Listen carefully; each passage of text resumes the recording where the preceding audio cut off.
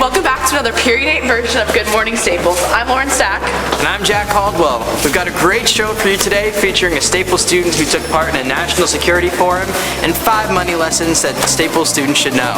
We'll also be highlighting the boys cross country team in their recent FCIAC victory. Good morning, Staples!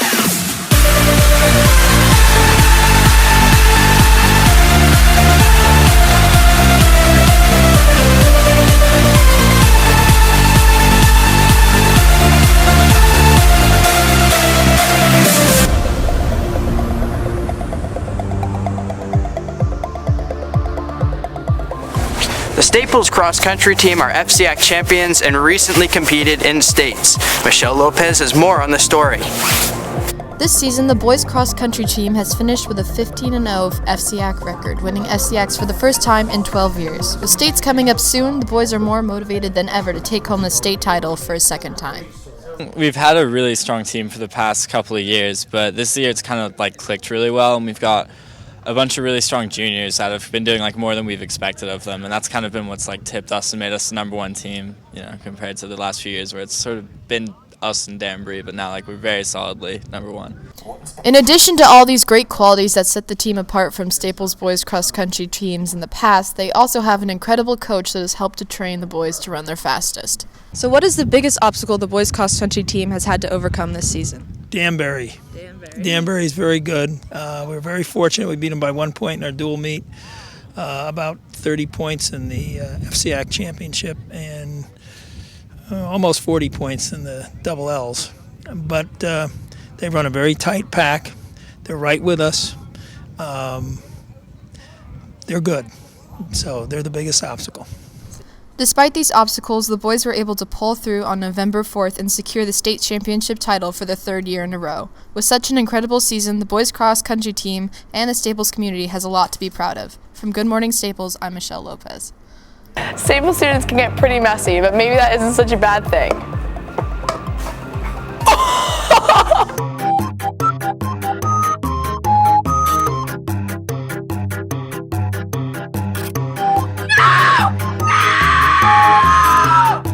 Every student has it.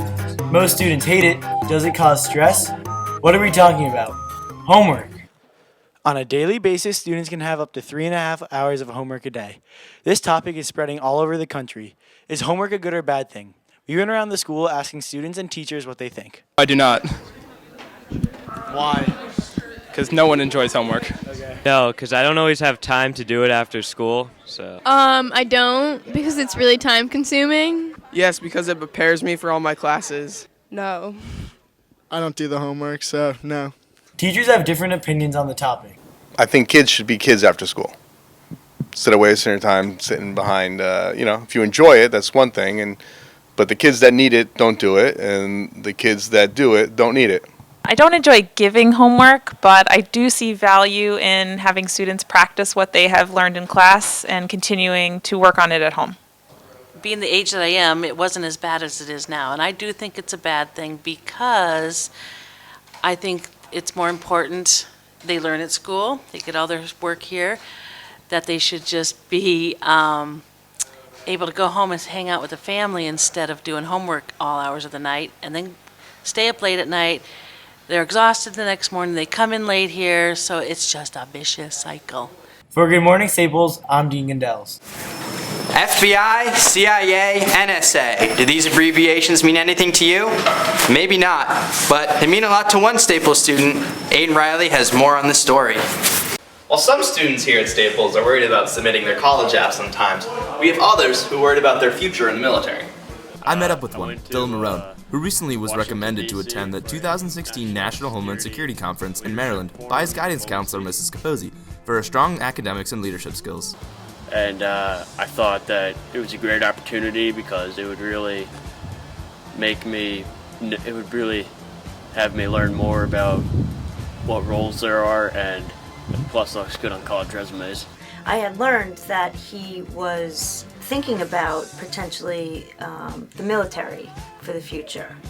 The Marines or merchant Marines or something to do with the water. And so when I received this email this year about the National Youth Leadership Forum, specifically the national security branch of it, I remembered that conversation, and Dylan popped into my head. Well, I plan on going Special Operations, Marine Corps, maybe MARSOC.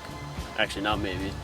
I'm gonna do that. And then after I get out, I'll probably go into some intelligence agency, maybe FBI. I asked Dylan what it took to be at the leadership conference and his most favorite memory. Like leadership skills. So I had to lead a team. We had to do simulations. I learned more about how PTSD affects families. I learned about neuroscience, how they're trying to improve brains. Dylan seemed to have a soft spot for dogs. Canine dogs for the military working dogs. They're German Shepherds, and they're $40,000 in the beginning as a puppy.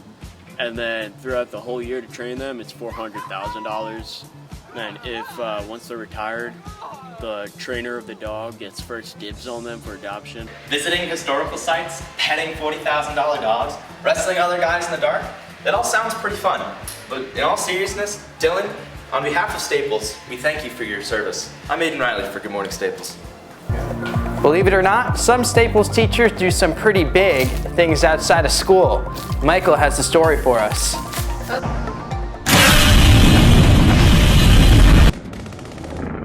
Another character in all international film is as beloved by American audience as Godzilla. Since 1954, Godzilla has been one of the cinema's most enduring and popular characters. He's been destroying cities from Tokyo to New York since 1954, and fans can't seem to get enough of Godzilla.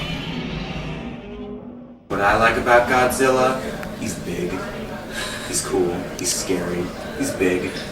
Godzilla is really big, scary, he's a monster. He wrecks things and kills people, so it's pretty cool. Godzilla's very scary, one of the scariest horror movies I've ever seen, actually. Get ready again, because Godzilla is coming to the big screens by way of Japanese filmmakers who started the legends. The new Godzilla reminds fans of the old, but with some new powerful twists. Experts in Godzilla history are chiming in, and one of them is Staples English teacher Mr. Solomon, who wrote a book on the famous monster. I was inspired to write this book because I've been a fan of Godzilla ever since I was a kid, and I grew up watching these movies, and they're still making them now, and I just had a lot of knowledge on the subject, and I wanted to share it with the world. He was recently interviewed by Fox News as an authority on the subject. Godzilla is back in the news because of a new film produced by Japanese filmmakers. My book's more of a nonfiction book. It kind of covers all the different Godzilla movies. There have been something like 31 Godzilla movies, believe it or not. And there was a new one that just came out this month. And my book has a little bit about every one of those movies. So it's kind of like a book about the movies. For Good Morning Staples, I'm Jose. Yeah, well, that's all we have for today's show. We'll see you next time on Good Morning Staples. Bye.